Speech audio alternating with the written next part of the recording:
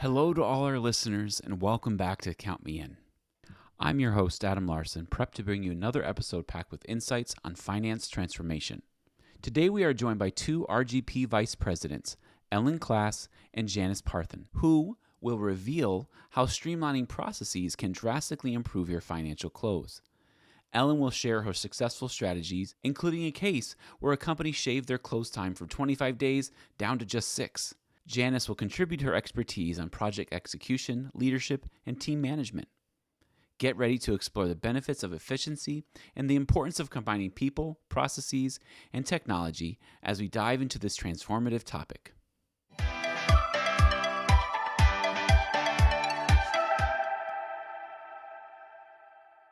Well, Ellen and Janis, I'm very excited to have you on the Count Me In podcast as we're going to be talking about finance transformation today. And it's a constant quest for finance teams to transform and become better and do things better. And, where we wanted to start was, where do you see the most significant opportunities for boosting things like productivity and efficiency within your department? Great. I can first answer this, Adam, and thank you for having me back. It's great to be chatting with you again. In terms of opportunities for productivity, I think process improvements involving the financial close is a clear opportunity to increase productivity. And this means looking at the foundation of the activities or properly structuring how transactions are recorded and handled. And this includes the chart of accounts, for one, the backbone of the general ledger, and it dictates how transactions are recorded and classified. So if it's not standardized or if it's too complex, it can create variability. And for example, with departments with different accounts for similar transactions, it can create confusion and inconsistencies in these reporting efforts. And then transaction codes are similar to the chart of accounts, dictates how transactions are recorded in the general ledger. So if it's not standardized or if it's not consistently used, it can lead to variations and errors in reporting as well. And then the reconciliation process, the comparison of the general ledger balances to external resources, such as banks or vendor statements. If these are not standardized or performed consistently, it can also lead to discrepancies and errors in reporting. And then second, automation and integration. These are important elements to consider for improving productivity. With manual processes, having heavy reliance on manual processes can lead to process variability. And then the increase in manual entries and adjustments can also increase risk. With system integration, if the accounting system is not integrated well with other systems, this causes delays and errors in the recording of the transactions. The third thing I want to just call out is the finance talent management. This is also a significant priority, and that many organizations are focusing on this. And I can see opportunities to engage talent as well in the help and the effort to increasing productivity. And then additionally, strong change management and project execution practices are essential to greater project success around finance transformation.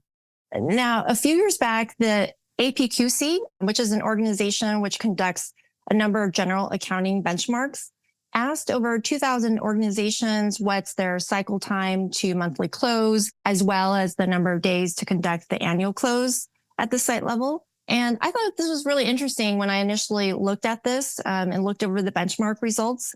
Now, there are other factors to consider, such as the industry of your organization and then possibly, the amount of revenue that you're generating.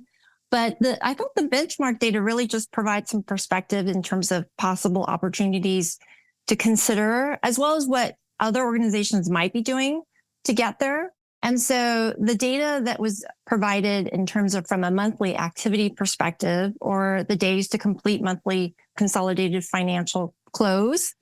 So on average was 6 days, but then for the bottom performers were 10 days, and then top performers were at 4 days. So it's pretty significant on these in terms of the gap.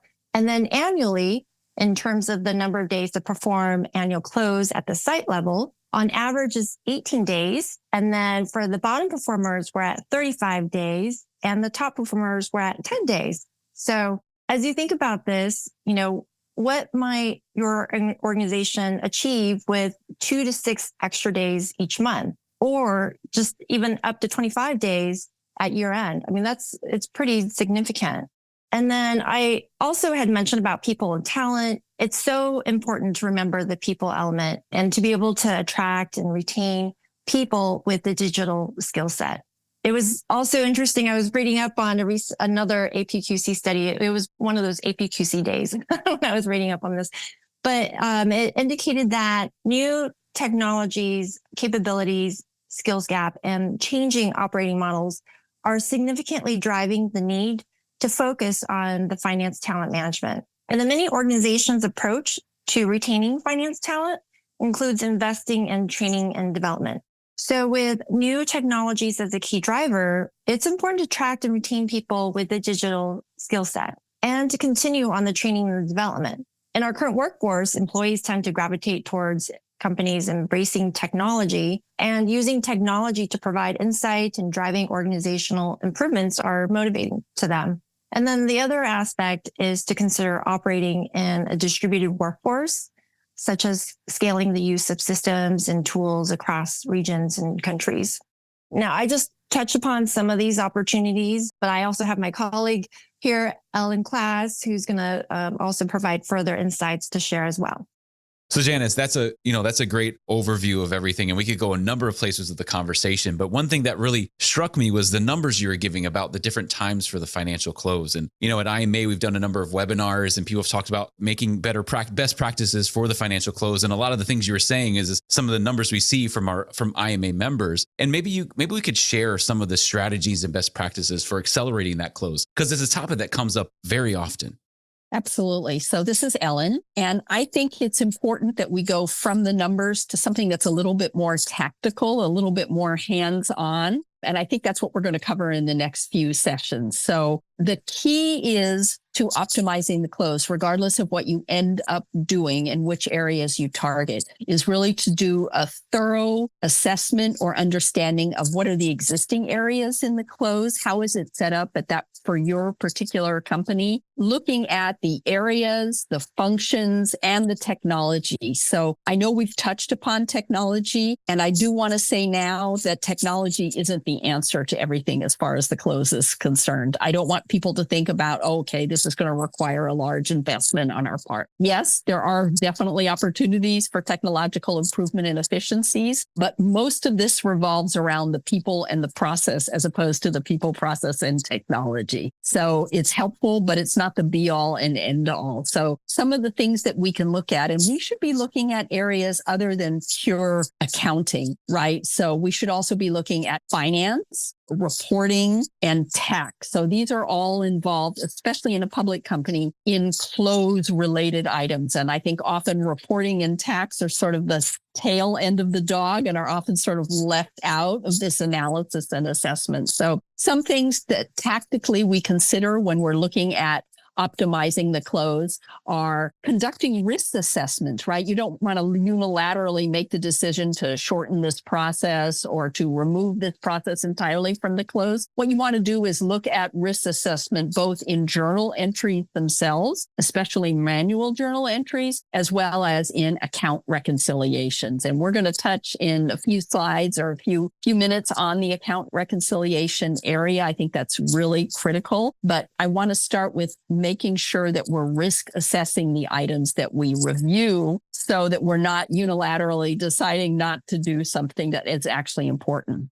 One of the things that I've seen at clients as far as optimizing the close is concerned is also looking at how tax is treated on the general ledger and in the ERP and finance systems. So some countries have very onerous tax requirements, and you can actually go so far as to set up your chart of accounts with a separate set of books on the same ERP that allows for gathering and optimization of that tax information so that it can be done concurrently with the close or with the standard monthly processes like revenue recognition and manufacturing and things like that. And so that it's not a completely separate process that's divorced from the rest of the accounting processes, but sort of getting two birds with one stone by including tax in your chart of accounts. Something else that's helpful, especially towards optimizing the close, is operating from a single ERP or ERP platform. So you don't have multiple instances of the same software, or worse yet, countries or entities that are outside of the main ERP, that always leads to a slower close process as you're trying to bring those numbers into the main consolidation and reporting tool or the main ERP. So that automatically means it's going to be less efficient. And I think that should be looked at. That's obviously a technology aspect of things. But to the extent that some of our giant customers are in multiple countries operating on separate ERPs or even with offshore accounting companies that might be doing it locally, that really hinders an effective close and certainly prohibits or curtails how much time you can actually take out of the close.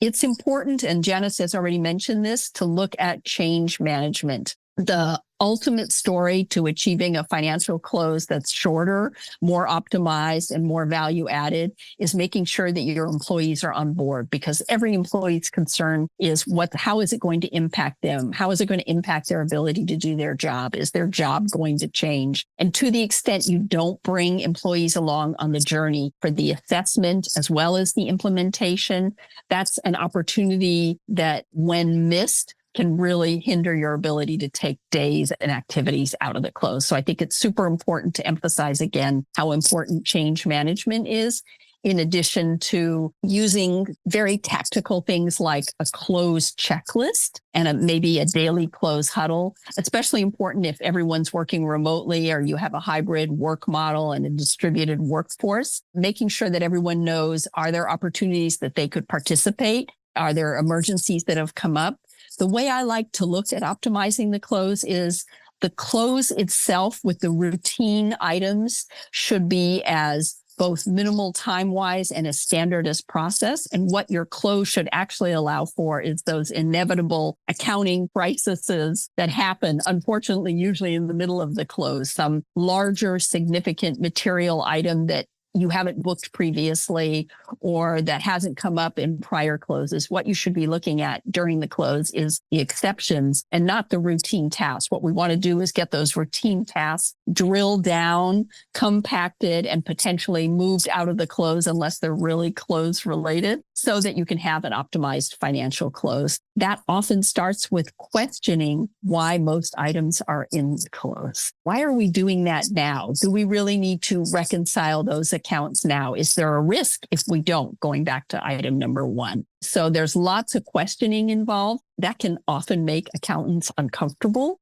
I have found that there's a lot of resistance to change in the accounting community. For example, proposing there's a threshold for manual journal entries. Accountants tend to, all their ears go up and they're like, oh my God, I can't book that 2-penny journal entry or that $14.99 journal entry. But you really have to look at what is the risk if you don't do that? And also, what is the value add? Is it really material to your company? Does it really make sense to have accountants' valuable time during the close consumed with making those essentially valueless transactions? Ellen, those are some great strategies. And I think if people start applying those, they could really make a difference in their close process. But there's one thing while you were answering your question, you touched on, different account reconciliation methods. And maybe you can spend a little time elaborating on those. Absolutely. And I think this is critical. I often, when I'm starting these assessment processes at clients or in the real world, when I've done this close optimization for companies where I've worked, I see that there's not a lot of consideration given to risk assessing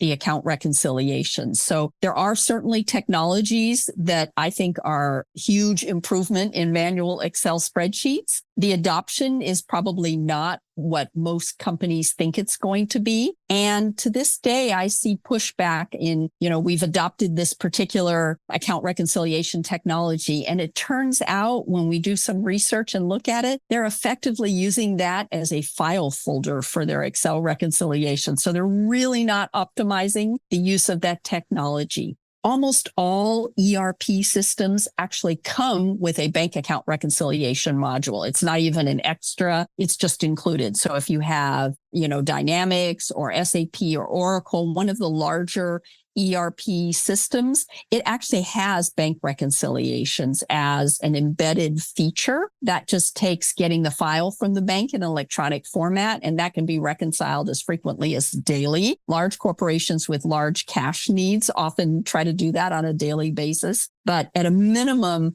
we like to see that reconciled on a weekly basis so that at the end of the month, you're only looking at 2 or 3 days of bank reconciliations that actually need to be reconciled and those entries booked. And even though I said we should be looking at small journal entries in my last answer, I, of course, encourage that all bank accounting related entries do need to be booked. There's no way around that, even if it's minimal and has no impact. So that's certainly an entry that manually may need to be made, or you can rely on the bank reconciliation system to push that entry through, or even one of the third-party tools. So for risk assessments overall, I think at least annually and potentially more often, what should be gone through is every single account that's on the balance sheet and the P&L from a risk assessment standpoint.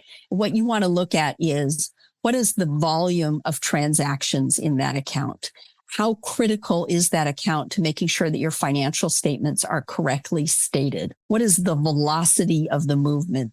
We can all think of examples of balance sheet accounts that have almost no velocity and no volume of movement. Maybe they're a suspense account or other accounts payable not tied to an accounts payable module or an automated AP process. So there are a whole host of accounts that probably don't need to be reconciled every month, that having after a risk assessment quarterly or a semi-annual reconciliation, or even moving the reconciliation out of the close. So maybe if it's a very slow moving account with sort of de minimis infrequent entries, you're only looking at outside of the close. You're looking at after the first 6 months have done or after the first quarter is done, and not doing that during the close. That's something that definitely needs to be considered. I don't recommend doing any accounts only on an annual basis, because as soon as you make a decision to do that from a risk assessment standpoint, some transaction will occur at an off month that turns out to be material or booked to the wrong account in its entirety. And only finding that out during the annual close or right before the annual close is probably not optimal. So I try to focus in on what needs to be done monthly, what needs to be done quarterly and semi-annually in terms of risk assessments. If the company decides to implement a technology other than bank account reconciliations, which I think everyone should effectively implement because it's included in their ERP, there are a number of other technologies and companies, and they do different things. Some of them are pretty expansive, so they can actually calculate journal entries and give you proposals and things. I think the only thing that we would want companies to think about before they go out for these technologies is making sure that it's effectively and fully implemented, and you're not using it as a file folder to store your Excel reconciliations, which is sort of, a complete waste of time, basically, not to mention money. Now, when you're talking about the financial close, a lot of times you hear the term thrown around there, the one-day close. And, even when Janis was giving her numbers, she was saying, people go as low as like 3 or 4 days. But what factor or what role can technology play in getting yourself toward or targeting that one-day close? Because it's a big deal if you can get there. Absolutely. And that's actually why I've sort of adopted this topic as an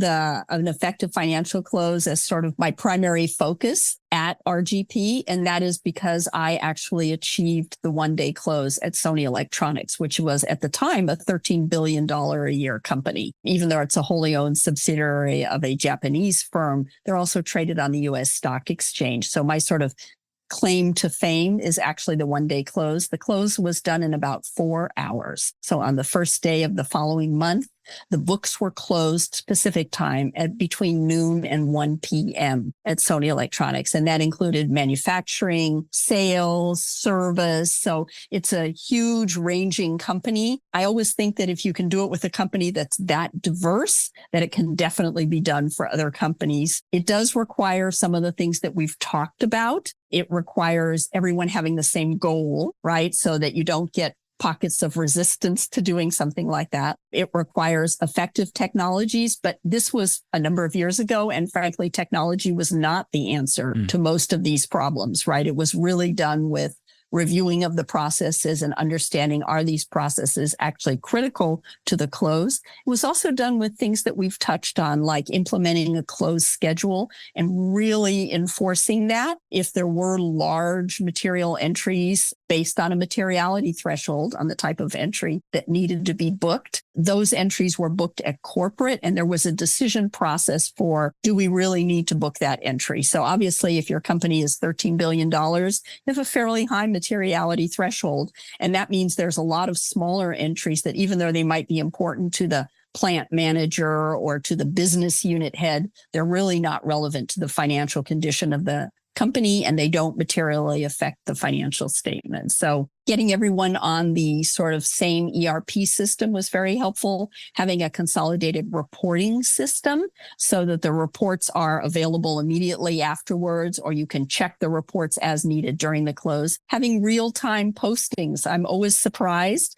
when I hear that some companies use batch postings, because that precludes your ability to see the impact of your journal entry until that batch process is run or that overnight process is run. So that's sort of a fundamental shift in how you look at that technology to move away from batch and get into real time. The good news is, with cloud-based systems, having real-time postings that you can see the results for is much more immediate. There's much less batch of anything in a cloud-based system. So that's good news. Obviously, reconciling your accounting reconciliations, very, very important to keep up on that. Knowing when you're going to close out the modules, knowing that fixed assets is going to close out first, followed by inventory, followed by, accounts payable and accounts receivable, having that all on a schedule. Even if you're a global firm, deciding which time zone those schedules are going to be in and having everyone adhere to that. Yes, that does mean that some groups might be inconvenienced and other groups are way ahead of you in terms of where they are in the day if they're in Asia and you close on a US timetable. But those are all things that need to be taken into consideration. How many periods in your accounting system are open? I'm always a little personally scared when I go to a client and they say, well, we never close out the periods in the accounting system. And I always, wow, what are the chances that someone's going to make an entry into the wrong period when you do that type of thing? Is your current period open in one future period? So there are best practices to that. And I think that's important to look at as part of the technology and system solutions for the close. Utilizing basic ERP functionality. If you have an auto reversing JV, using that feature in the ERP. I still have some clients that I'm optimizing their close and they hadn't considered fully implementing all the journal voucher features that are in their ERP, like auto reversing. Enabling ERPs to actually store the backup and have a workflow for journal entry approval. That's very helpful, especially if accountants are married to their very small journal entries. If things need to be approved above a certain amount, and that's controlled in the ERP, it's sending you notifications. Those are technologically improvements that all large systems have already considered. And it may be just a matter of implementing some of those and getting agreement on them in terms of using technology or system solutions to optimize the close. So you can't talk about the one-day close and the success of it. I mean, it's great that you had that success, but I know that you work with clients and help them navigate this. And so are there any examples or case studies you can share of people who've successfully navigated this and maybe look at the engagement and the scope and the challenges that they kind of hit along the way? Absolutely. So we have a number of clients that I do this for, as well as other engagement leaders at RGP. The one that comes to mind is actually a company that went from being a private company to a public company. So not only did they need to optimize their close because of just having it more efficient and utilizing resources more effectively and time more effectively, but they actually had to comply with SEC reporting requirements, which is a great driver of process improvement and change. And so this client went public a number of years ago. Just to give you sort of a little background, they were about $350 million in size when they went from private to public. They're in the electronic vehicle and battery space. that doesn't necessarily mean that they're actual vehicle manufacturers, but that's sort of the arena. So it's a very technologically advanced area. They are in manufacturing, and I think that's really important because that's often perceived as one of the longer processes as far as the close is concerned. Based in the United States with several different manufacturing locations. So in terms of people process technology, how we often look at these things, their controller, when they moved from private to public, and their accounting team was very comfortable, unfortunately, with extremely complex worksheets. They didn't believe it or not, in this day and age, in integrating different systems with each other. So they, for instance, might have had a warranty system, which is important for their product for accounting entries to book during the close, but it was not integrated with their ERP system. In fact, their payroll system was not integrated with their ERP system. So that meant if they had, hundreds of employees, the journal entries that resulted from their payroll system were being manually uploaded into their ERP system. A huge time waste, right? I mean, so ineffective. And I'm always surprised, but this is only a couple of years ago that controllers and accountants don't believe in system integration. Unfortunately, their processes when they went public meant that for the first quarter that they were public, they did not meet the SEC deadline. And that's always sort of a red flag for investors. It's always something that raises folks' eyebrows because you have to file a statement with the SEC that says, I'm not going to report on time. And that's not a great thing to have to do right out of the gate. Finally, their systems didn't have the latest patches and upgrades, which is always a continuing effort to get those things installed. And the patches and upgrades they did hadn't been tested by accounting and finance before they went live. So there were lots of issues and opportunities in addition to the things that we've talked about later in terms of how do we help them reduce their close, look at processes, do the risk assessments, set materiality thresholds that make sense, obviously optimize their reporting so that reports are more automated, systems are integrated where appropriate, get people in general out of giant Excel spreadsheets. I think there's some of that may be needed in some businesses, but in general, to the extent that your ERP system should be doing that, especially with the new revenue recognition and things, that's really a disadvantage to be doing things that way. And to the point that Janis has mentioned earlier, change management and making sure that you had a workforce that was embracing of technology, able to work in a distributed manner, that there was good change management and good project management to implement these extensive changes. And all in all, the close had previously been somewhere between 14 and 25 days, depending on it was the end of the quarter or the end of the month. And it was reduced to between 6 and 8 days. So there's significant savings. That means your business gets their results earlier. You are comfortable with all the work that needs to be done for the SEC filings. The tax group has an opportunity to look at things from the tax viewpoint, which can be different than the sort of standard accounting and finance viewpoint. And everyone has enough time to do their job. And finally, their employees are not working literally 16, 17, 18 hours a day. Folks are not up at midnight running batch processes in accounting, things like that. So there's a lot of advantages to optimizing the close and really removing sort of the onerous nature of the close on accountants as well as on reporting. Great points, Ellen. And I'm just going to add that from a project execution perspective, having strong execution practices really would be beneficial in these efforts. And for example, with this, with different client situations and scenarios. And actually, interesting enough, RGP did a study around project execution practices and in terms of having to understand what would lead to great project success and having strong project leadership, which is the ability to also be able to manage hybrid teams and diverse teams, as well as having great collaboration tools, really increases the project success as well. So in alignment to kind of what you had mentioned before, some of these strategies may be having to invest in effective collaboration tools to just reduce some of the administrative burden and to be able to retain knowledge with team members rolling on and off the project and just be able to provide that real-time transparency. So just wanted to mention that this is a research that RGP had conducted back in 2022,